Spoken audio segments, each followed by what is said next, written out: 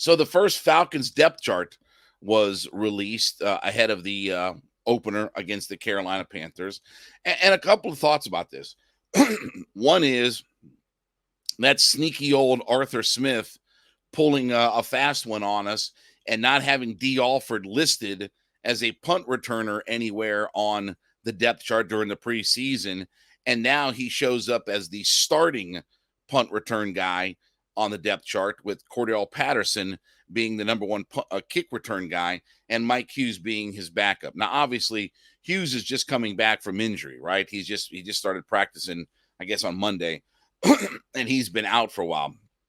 But that sneaky Arthur Smith, that wascally guy, again, we were asking about where Dee Alford is on the depth chart for punt returns because, again, he wasn't even listed through the preseason. Now it turns out he's your star and look good. I mean, I'm not mad, and we're having a little bit of fun, with all of this, but good. And it does tell you again how meaningless depth charts are in the preseason. But Dee Alford being our punt return guy is great. I mean, again, let's see what he can do with no Avery Williams this year. Let's see what Dee Alford, I should say. I was going to say Billy D. Williams, but what Dee Alford can do this year. And again, he had the big 79-yard punt return in the preseason and all this kind of stuff. But Arthur Smith pulling his shenanigans and pulling all of his trickery out there. Besides that, I mean, if you look offensively, I mean, it's pretty standard. The other thing that is kind of funny is you've got wide receiver, then your offensive line, then your tight ends. You got 2 tight ends listed. You have 2 wide receivers that are listed. Your running backs are Bijan Robinson and Tyler Algier. And then the J position is listed. And that's as Arthur Smith calls it, the joker position. So you look and you say, okay, LG, okay, left guard, RT, right tackle, Caleb McGarry, okay. Jonnu Smith, TE, okay. We understand that. WR for Drake London, RB, QB. I thought, by the way, we weren't having positions listed.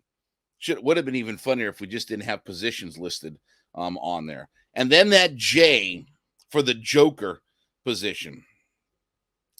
I guess that's the catch-all, do-all. So, look, I would have liked to have been the Riddler because at times I get confused about all these things. But, okay, I mean, Cordell Patterson is the Joker. I don't know what that means. Well, I do kind of know what it means, but I don't know what it means at the end of the day.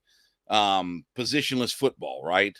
So Cordell Patterson is a guy who is going to be a catch-all, do-all type of guy, right? And we know that. He's going to line up at receiver. He's going to line up at running back. He's going to line up in the slot. He's going to do all these different things, but he's the wild card, right? And by the way, we'll see if he even plays. We'll get a better understanding from Arthur about the injury report when we get into Wednesday, and we'll learn a little bit more about whether or not he's going to play or not, because some questions about whether or not he's going to be able to go come Sunday. But still, obviously we have our running backs with Algier and Robinson. It is interesting that Robinson is listed as the starter, and I'm not saying he doesn't deserve all of that, but it is funny that you see a second-year 1,000-yard running back not be listed as the starting running back for a team. Like, how many franchises would that have happened to? You have a second-year 1,000-yard running back, and he's not even listed as the starter. And not because of Jim Brown or Walter Payton in front of him, but a rookie in front of him. Interesting from that standpoint. Defensively, look, as far as Jarrett, Onyemata, Calais Campbell, no issues or problems there, obviously. Bud Dupree and Ebiketie at the outside linebackers, inside Caden Ellis and Troy Anderson. Obviously, we're going to see a big rotation of those guys. We'll see Taquan Graham on the defensive line. I think we'll see Lorenzo Carter get plenty of snaps at the outside linebacker position. Nate Landman, who's a guy that had a nice preseason in training camp, he'll mix into that inside spot. So no real surprise there. AJ Terrell, Jeff Okudah, the corners. Again, we'll learn more about Jeff Okudah as the week goes along, whether or not that he's going to have any kind of short-term IR, or if they're just going to, not play him for the first week or two or whatever. It'll be nice to just get more of an update from Arthur Smith on all of that. So by and large, no real issues or problems or anything like that with with the roster and the depth chart. Dee Alford is listed as the nickelback with Clark Phillips as his backup. So no real surprises. Nothing really to write home about. Again, the Joker position in Cordero Patterson changed his avatar on Twitter to a picture of the Joker. I love that. I love that. I mean, I think that's fun. But by and large, let's go. Let's get rocking and rolling. Let's line up against Carolina. And again, as I said yesterday, lie, cheat, steal. Take a page out of the Eddie Guerrero playbook. Lie, cheat, steal. Whatever we have to do.